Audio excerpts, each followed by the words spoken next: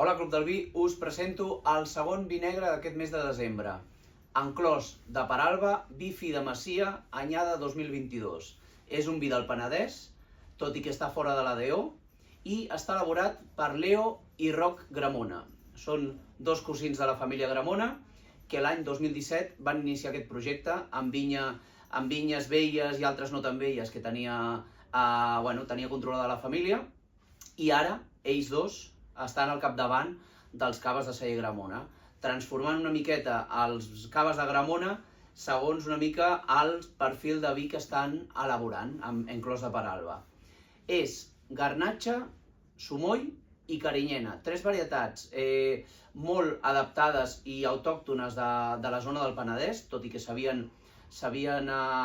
moltes d'elles havien gairebé desaparegut, i és un vi de mínima intervenció, buscant frescura, buscant tensió i buscant, amb un punt d'estructura, elegància, fluïdesa i notes més florals i afruitades que no tant de la barrica. Usen barriques de molts litres, o sigui, barriques grans i usades. Per tant, no volen, sobretot, donar cap matís de criança.